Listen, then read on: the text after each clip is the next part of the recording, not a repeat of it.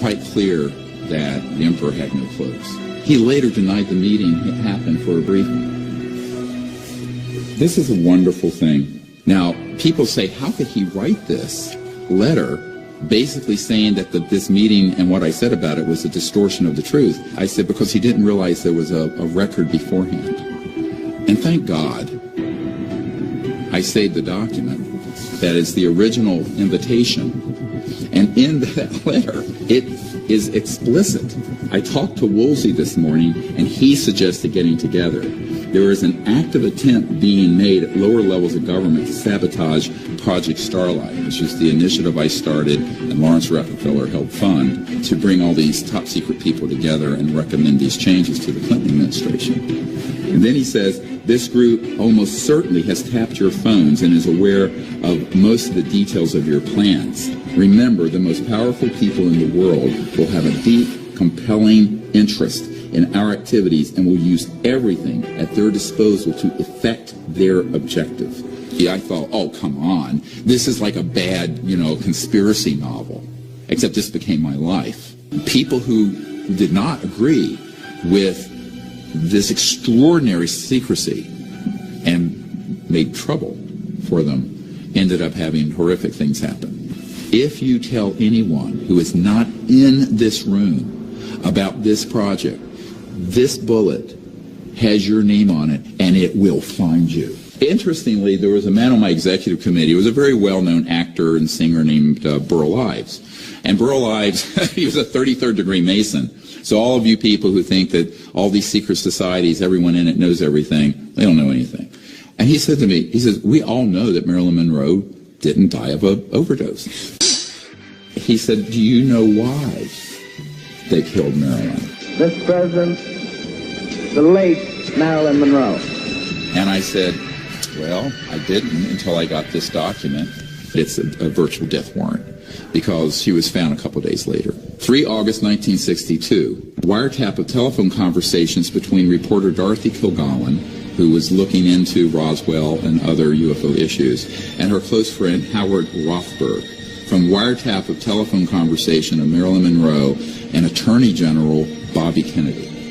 Rothberg discussed the apparent comeback of the subject with Kilgallen and the breakup with the Kennedys. This is referring to the fact that Marilyn Monroe had been having an affair with not one but both Kennedy brothers, and it was becoming conspicuous, so they broke it off. Rothberg indicated in so many words that she had secrets to tell, no doubt, arising from her trysts with the President and the Attorney General. One such secret mentions the visit of the President at a secret air base for the purpose of inspecting things from outer space. Now, this is 1962. Kilgallen said that if the story is true, it would be a terrible embarrassment for Jack and his plans to have NASA put men on the moon.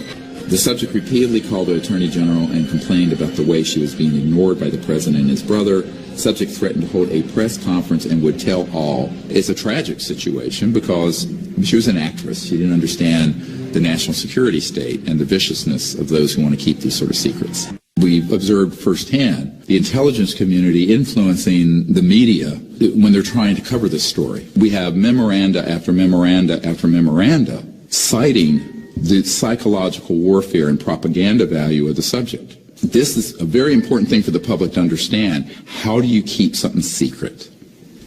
You hide it in plain sight. So it's there.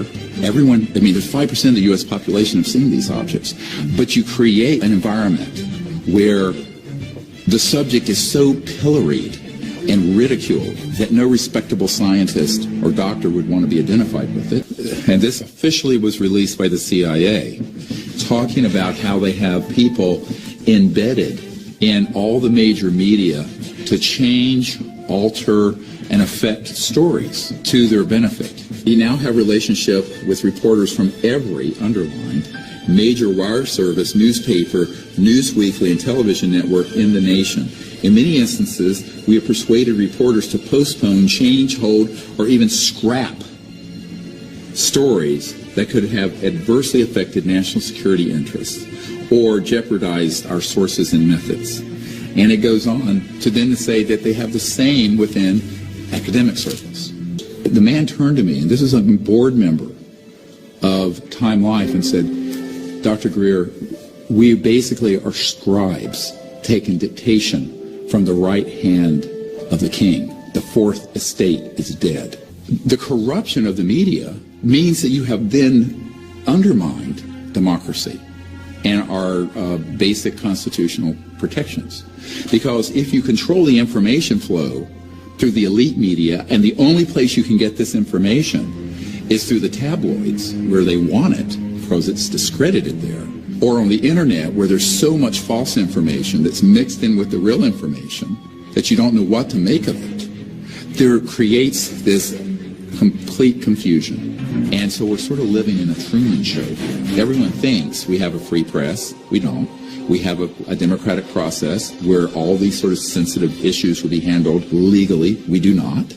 And that we have an uncorrupted scientific establishment, which we do not, and which we will prove. Hynek eventually came clean and said we were there to debunk these cases, not to get to the truth and tell the public.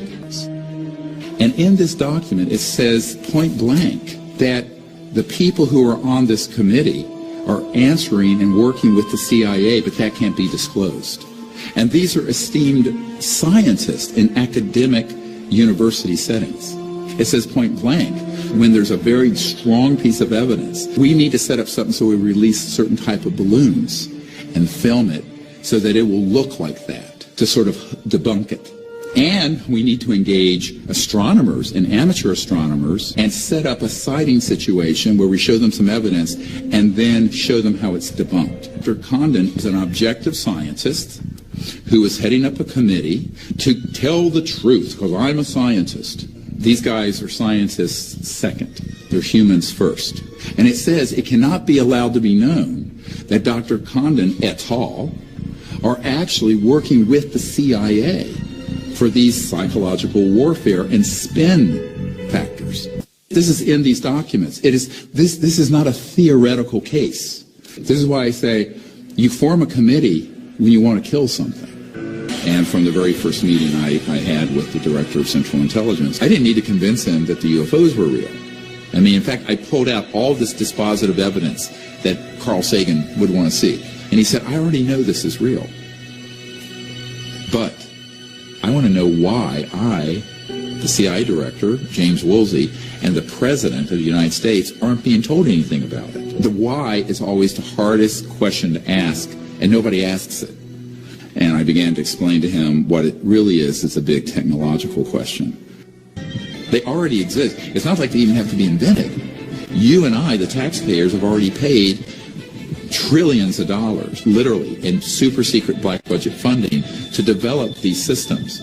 And all the literally hundreds of trillions of dollars in assets that are in coal, natural gas, uranium, nuclear power, public utilities, they're all obsolete. Many people would say, well, doesn't that mean the secrecy's been a good thing?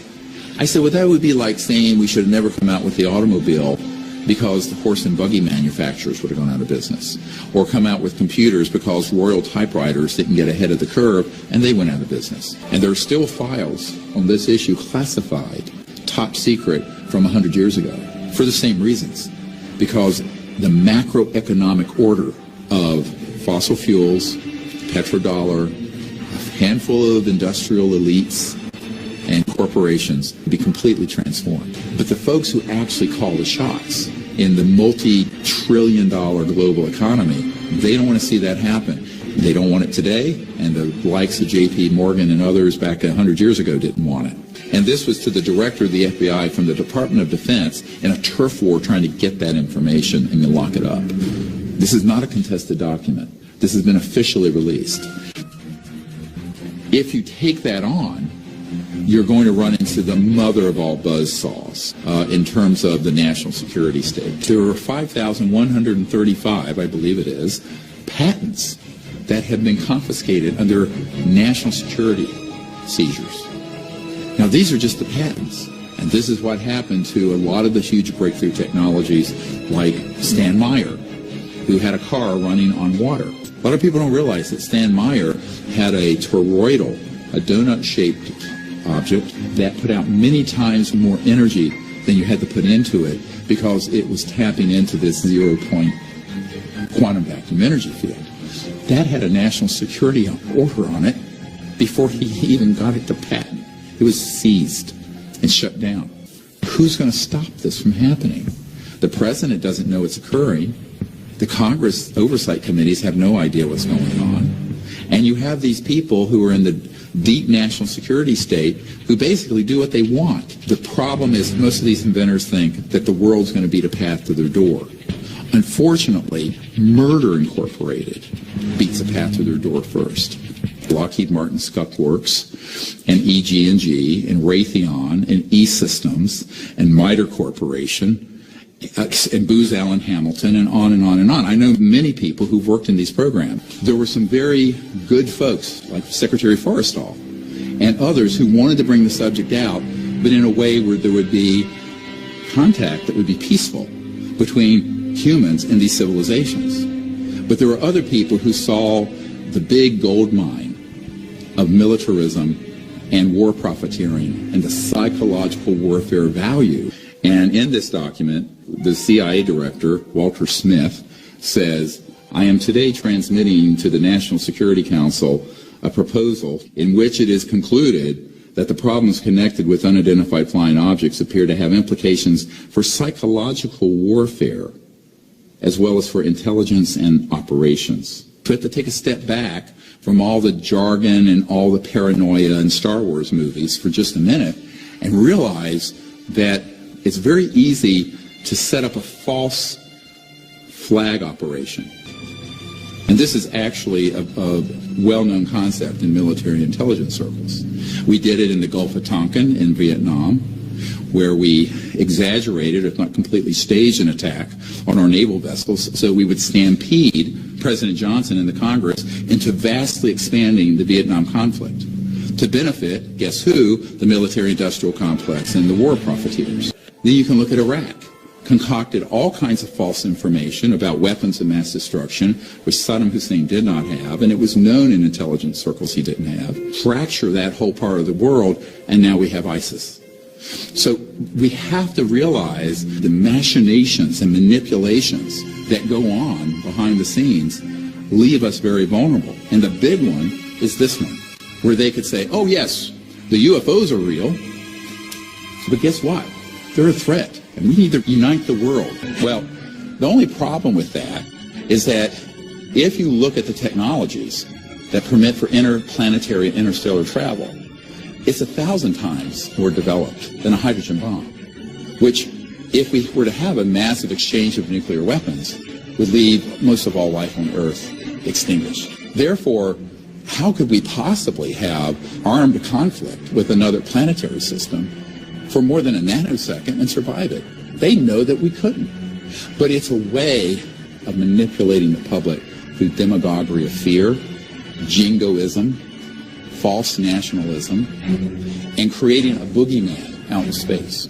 They started doing all kinds of psychological warfare entrainment of the public by staging hoaxed events such as cattle mutilations. Oh, it's a flying saucer that did that.